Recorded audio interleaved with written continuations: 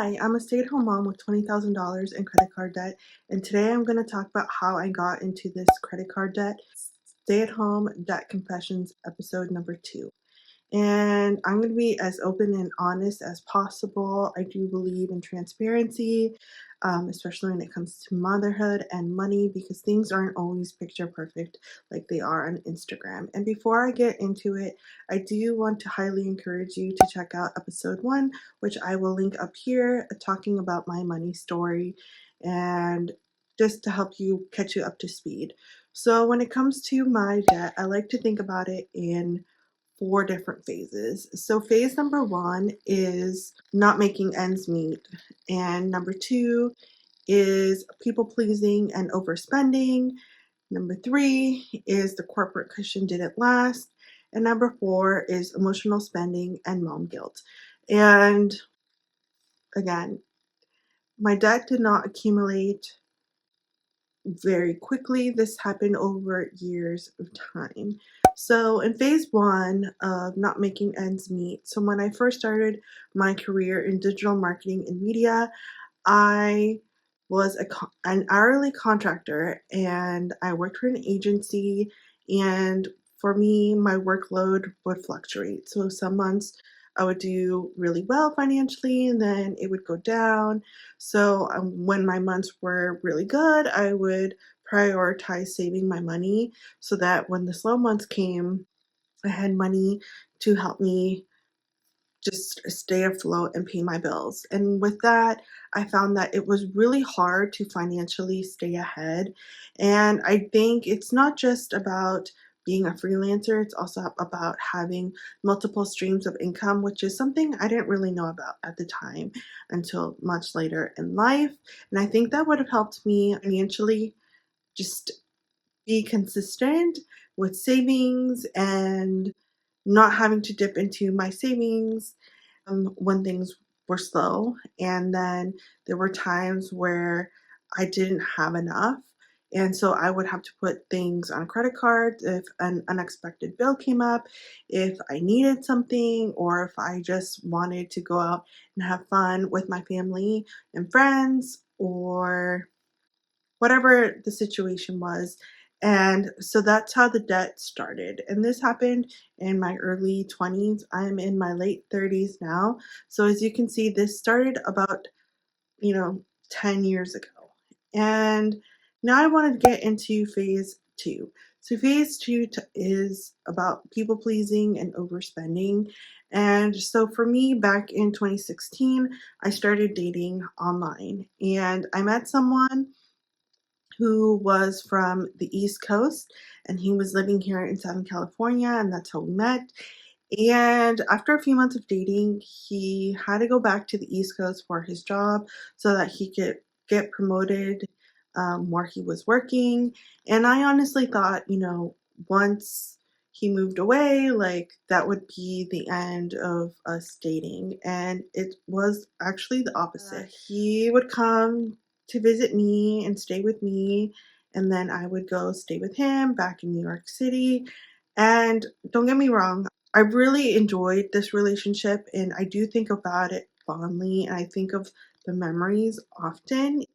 And I think it's not so much about the person I was with. I think it was just the experiences that I had, and we fulfilled a lot of experiences that I wanted to have. So like for me, I've always dreamed about going to New York, going to Times Square, going to the Statue of Liberty, and swimming in the Atlantic Ocean. We did go to Florida a couple of times, and that was something that I always wanted to do. And we went to Miami, and I swam in the Gulf of Mexico, and among other things. And I don't regret that at all. And because I think those are experiences that people need to have, just to travel and see what else is out there. And so for me, traveling was a big deal. Before that, my family didn't really have money to travel, so we would travel. It was mostly by car. So with this was the first time really that I got on a plane as an adult, and I don't regret it. And yes, like I did accumulate debt, but I don't regret the experiences that I had. And this went on for about 2.5 years, and in the end, I did end the relationship just because I couldn't keep up with it anymore from a financial standpoint, because at that point I was still freelancing and I did get a second credit card out, and I just didn't want to get another one because I knew like I was already struggling to pay those two off and my bills. And I think I just ended it, and nothing to do with him. He was a great person and no mal ill, and we ended mutually. And so that's phase two. And phase three is the corporate cushion didn't last. So I started working corporate in 2021, I believe, and I bounced around from jobs to job because the first one that I got, I lasted about a month. It just wasn't a good fit, and I was crushed because I was gonna make six figures, which is something you need to make here in Southern California in order to just survive with the living costs. I was excited, and of course that didn't last. And then I jumped into another job from someone that I knew from my freelancing world, and that didn't last either. I was only there for 6 months. It was a small cybersecurity company, and I was doing okay. And that was the first time I really made consistent money for about 6 months. And then that fell through because the funding didn't come to keep going. But while I was working there, I still had some freelance projects on the side. And one of them, I reached out to them and said, I'm getting let go from this job. Would you like to bring me on full time? I'll have more time to dedicate to you. And so she said yes. And so I ended up working there for about 2.5 years. And I enjoyed it in the beginning, and in the end, kind of I mentioned in my first video, the postpartum depression really got to me. So I didn't see myself there long term anymore. And I did quit my job. And when I quit my job, I did have savings. And I think if I would have managed my money a bit better, I think I would still have savings to this day. But about a year or so, yeah, I would say it's been a year. 'Cause this was this past summer, like my savings totally drained, and it wasn't that I was going on these lavish vacations or anything. It was just, paying my bills, trying to pay off debt, and, trying to help support my family. As you can see here now, I'm helping support three people, and it's not just me and a cat. It just didn't last. And I wish it would have.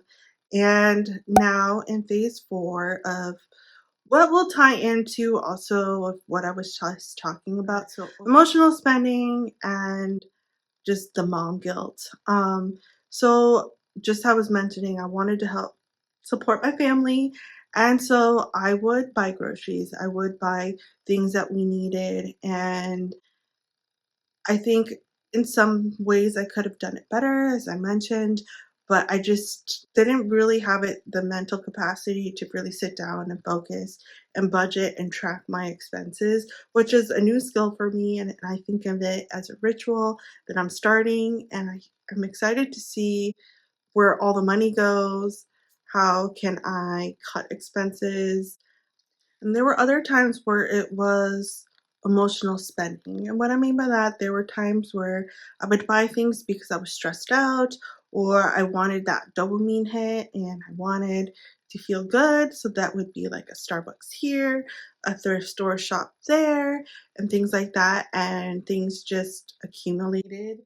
And sometimes I would get new things for my daughter, like new toys or things that I thought she needed. And now it's just a pile of stuff, money that I spent. The feeling never lasted. That quick fix didn't fix the problem. And now I have to face this big financial mess that I find myself in. And this is what caused the turning point in my financial journey, because I was looking at my bank statements and and I would see the amounts going up. I would see my bank account draining in the negative sometimes, and getting hit with overdraft fees. And it's not a good feeling, especially when you know that you could be doing better and you're not. And I do have to think about my family and our future and the things that we want to achieve. And so I think with paying off this debt will help me be able to use money in ways that will help us hit those goals. So that is purchasing a home, buying me a car.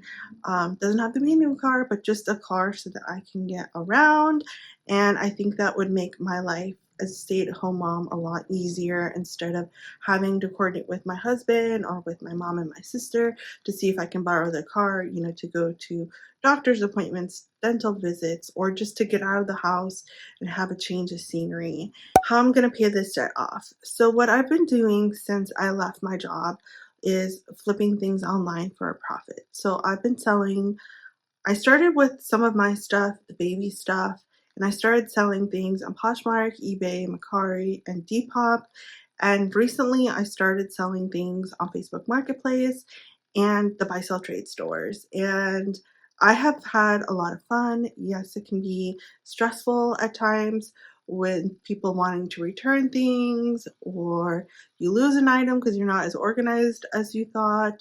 And of course, the sales are just up and down. And as I'm recording this, the internet has been down for a little bit. And so you never know what can happen on the internet and on these apps. And I think that's fun, but also challenging. And my goal with this is to pay off the debt and really hone in on that and keep my expenses low. And we will talk more later about my budget, because these last few months I have definitely cut a lot of things out of my budget of the things that I am paying for. So I am currently working on adding a consignment leg to my reselling business. That way I don't have to spend as much time going out looking for inventory or spending money on inventory. And you must wonder, how do I do this since I am a mom to a toddler who is a handful? And so what I do is I batch my tasks. So what I mean by that is when I go sourcing for new inventory, I do try to get as much as I can that will last me the week. So that way I'm not having to go out again to get more inventory. And number two is I try to photograph everything in one sitting, and then I put it in drafts on Poshmark.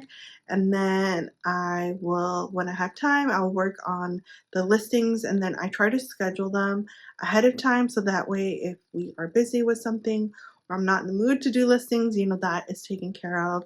And that is one way that I automate my business. My goal is to pay off all my debt and work on other financial goals, which we will talk about later on in this series. For me, this is not just about money, it is the feeling of feeling free and not stuck and not feeling weighed down or not comparing myself to other people, thinking I should be further along in my financial journey than I am. And I also want to show my child that no matter how deep you are in a certain situation or you end up where you never thought you would be, that you can still figure out a plan to get out of it and to get into a better situation that you want.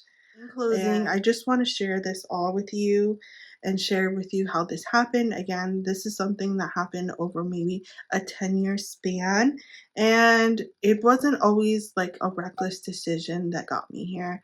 It was things that I needed to do for necessity at that time. And if you're listening to this story or watching me here on YouTube, just know that you're not alone if you're going through something like this. So many moms fall into debt quietly and it kind of falls on the back burner.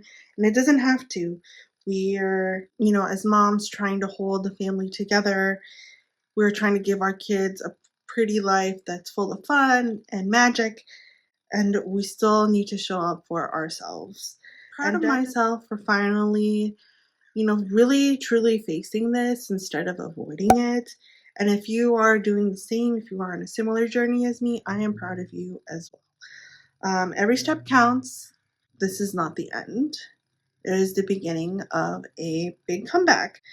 And because now I have a plan and I have more clarity and I am feeling encouraged and motivated to keep going, even though right now I will admit things feel very, very difficult, but I know I can rebuild and come back stronger than ever, and I know that you can too. In the next episode 3, I'm going to be breaking down my actual credit card debt, and I'm tracking balances, interest rates, minimum payments, and everything. And this is very vulnerable for me and a little scary, but I also think it's very powerful that I'm sharing this with you because we can't change what we don't know. So make sure you tune in for that episode. And thank you for being here with me on this journey, and I will catch you in the next video.